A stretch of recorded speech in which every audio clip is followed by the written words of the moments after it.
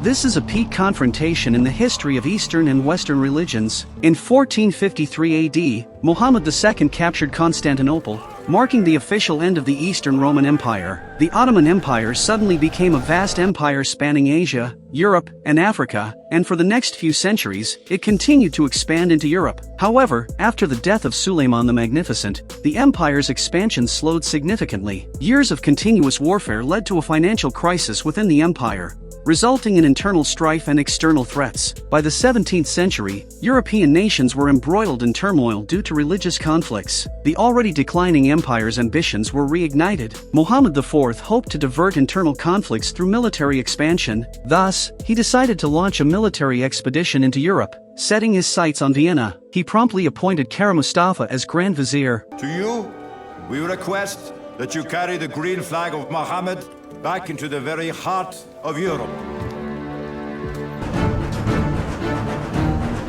At that time, there was a priest named Marco da Aviano in Italy. It was rumored that he had healed the lame and restored sight to the blind. One night, a meteor streaked across the sky from the east, and Father Marco sensed it as a sign of impending war. He immediately traveled to the capital, Vienna, to meet with Holy Roman Emperor Leopold. He requested the emperor to form a military alliance to resist the Ottoman advance. However, Leopold did not believe Father Marco's words. He insisted that the Ottomans would not easily violate the signed Treaty of Vassar, and he rejected Father Marco's request. Instead, he invited Father Marco to a welcome banquet he was hosting. As a monk, Marco looked at the opulent surroundings and declined Leopold's invitation. Before leaving, he expressed his opinion.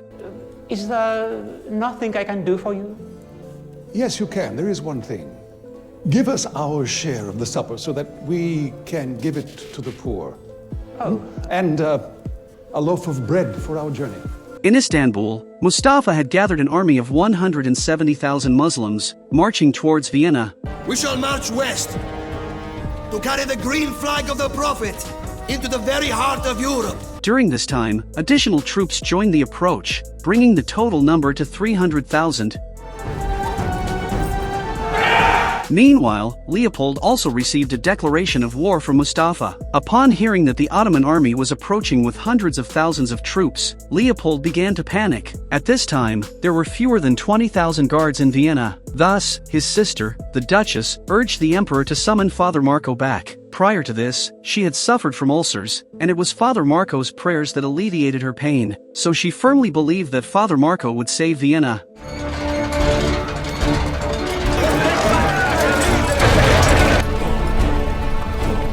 The Ottoman Empire attacked the capital of the Holy Roman Empire, Vienna, and Emperor Leopold fled the city. However, his sister, the Duchess, decided to stay behind.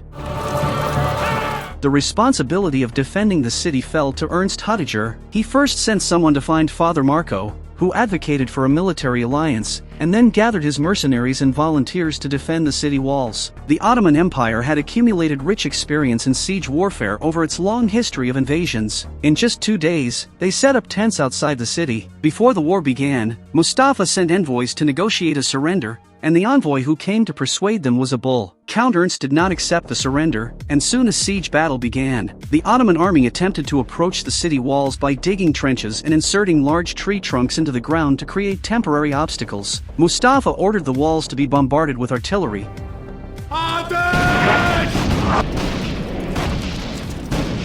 But Vienna's walls were unusually high and strong, and the shells did little damage to them.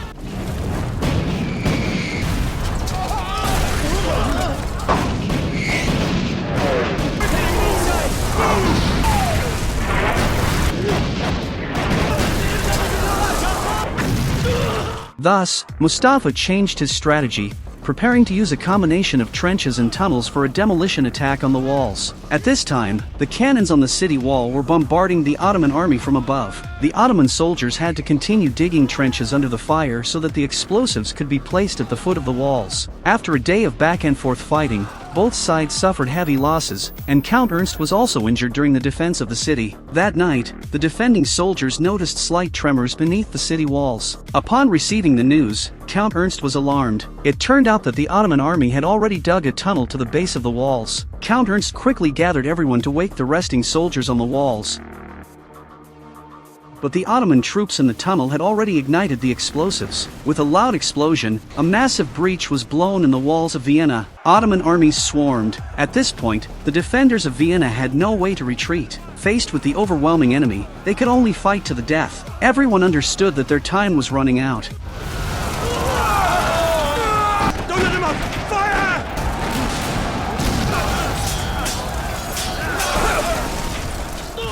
Just then, the Count spotted the already fleeing Leopold returning with a large number of reinforcements. Leading them was King Jan Sobieski of Poland. To maintain his imperial authority, Leopold summoned Eastern European countries to form a Holy League to resist the Ottoman Empire. Sobieski was appointed commander of the Holy League at the recommendation of Father Marco. As the Ottoman Empire's forces approached the city, a great battle was imminent. On September 11, 1683, the first rays of dawn rose as usual. Under Mustafa's leadership, the dense Ottoman army prayed towards the east. The Holy League forces were also prepared for battle, and a great clash was about to unfold. The Ottoman cavalry was the first to charge at the Allied forces. The Holy League specifically threw weapons designed to counter cavalry.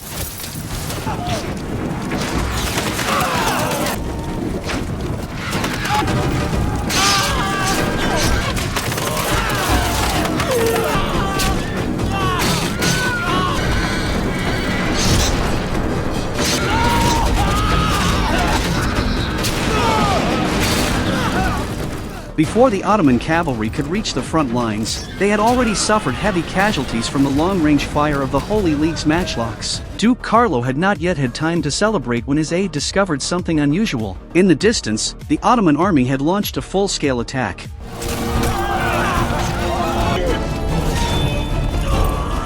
However, the Allied commander Sobieski was nowhere to be found, and the Allied forces were collapsing under the Ottoman assault. In desperation, Duke Carlo had no choice but to issue a retreat order. Meanwhile, in the camp, Mustafa noticed that someone had climbed to the top of Kahlenberg mountain behind them. It turned out that Sobieski, with the guidance of Father Marco, had overcome numerous difficulties to transport cannons to the summit of Kahlenberg. Although Mustafa ordered the cannons to be turned and fired at the mountaintop, the effect was minimal. One of the Allied commanders ordered indiscriminate bombardment of the Ottoman camp.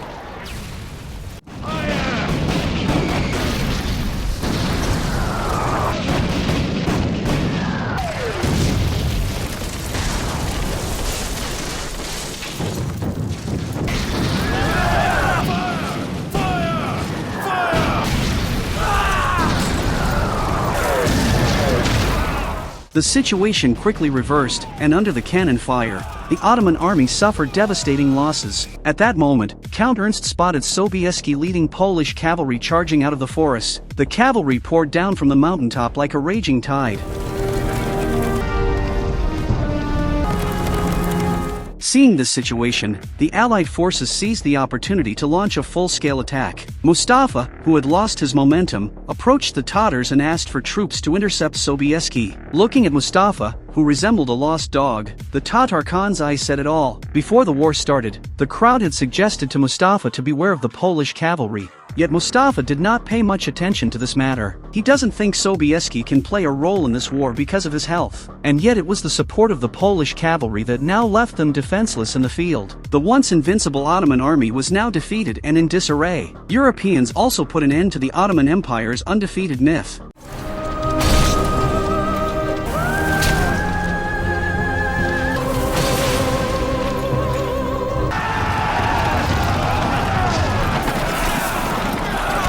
Mustafa had no choice but to flee with a few followers and a large amount of wealth. Mustafa, along with a handful of soldiers, arrived in Belgrade, fully aware of what this defeat meant. Ali ran to Mustafa.